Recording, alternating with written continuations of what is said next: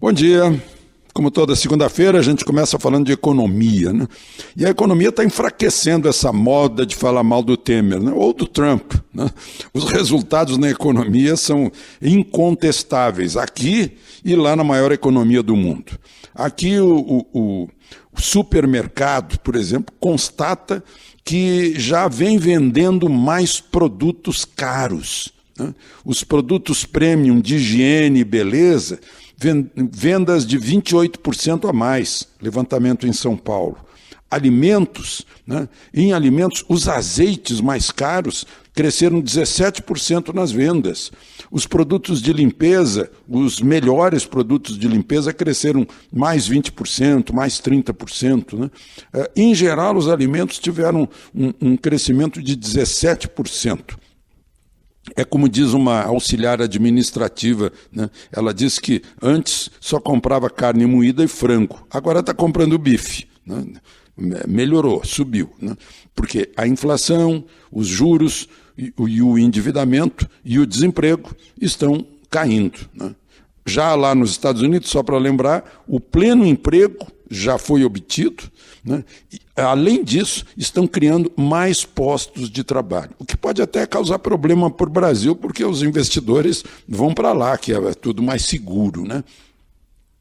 Agora, o ex-presidente do Banco Central, que me manda uma análise toda semana, está mostrando também que a retomada da indústria é ainda modesta por causa das perdas acumuladas nos anos de recessão, mas está indicando um reequilíbrio entre os setores, né?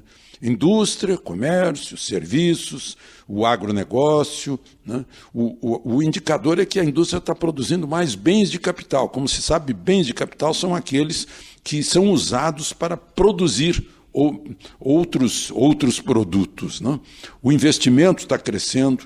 O otimismo, diz o ex-presidente do Banco Central, permite reavaliar o crescimento deste ano do PIB de 3% para 3,5%. Isso é importante, né? O desemprego, supõe-se que antes que comece a campanha eleitoral já vai estar abaixo de 10%. Está agora em 11,8%. Né? Há um ganho da massa salarial de 3,6%. No ano de 2017, né?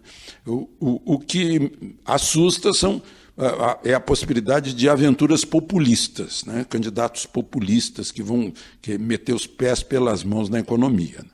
O déficit primário atrapalha, ficou muito abaixo do permitido, do autorizado pelo Congresso, que autorizou 159 bilhões e foi 124 bilhões, mas é inadmissível, né? O endividamento também está crescendo.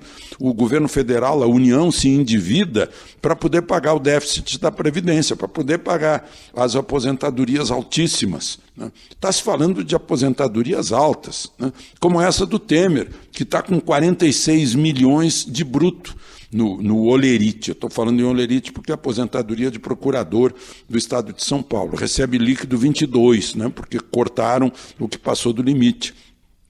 Ele podia usar isso, né, como argumento para dizer esse tipo de aposentadoria que eu quero combater. Ele se aposentou com 55 anos. Então, fica inacabado o bom ajuste fiscal que este governo vem fazendo, né, o governo de substituição e de recuperação, fica inacabado se não houver a reforma da Previdência. Eu apresentei o Jornal Nacional no sábado e me chamaram a atenção duas notícias, né? A da prisão do Raul Schmitt. Raul Schmitt é um operador de propina, de pagamentos a dirigentes da Petrobras na época que o Lava Jato está investigando, né? Ele fugiu. Ele tem cidadania portuguesa, dizem que tem uma casa de 6 milhões de dólares com vista para o Monte Branco lá na Suíça. Vista para o Monte Branco significa que ele está quase na fronteira com a Itália, com a França. Está pronto para fugir para qualquer lugar. E ele fugiu lá em Portugal, mas foi preso. Conseguiu lá pela lei português a ser declarado português nato, né? A defesa dele está brigando por isso, mas tudo indica que ele vai ser levado para Curitiba também. E a outra questão é aparecer mais um caso com a malfadada ex-futura, né? Eu já considero ex-futura ministra do Trabalho, porque até o PTB já está reagindo, né? Cristiane Brasil Fernando, ou Francisco, que é o nome dela todo.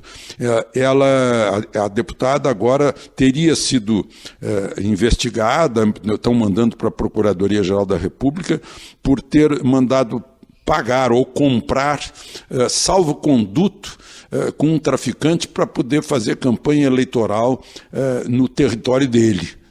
Tem territórios divididos por traficantes, sem dúvida, lá no Rio de Janeiro, esse é o problema. Ela alega que nem era candidata, era vereadora e nem era candidata em 2010. Porque era secretária de idosos lá no Rio de Janeiro. Vejam só, inventam cada uma. Esse Rio de Janeiro tem cada surpresa, né?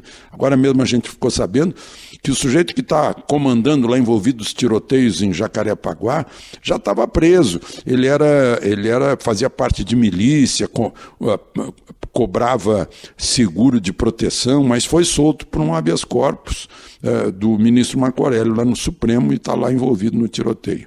Enfim, Rio de Janeiro é bem... tomara que não sirva de exemplo para o Brasil, mas eu temo que sim, né?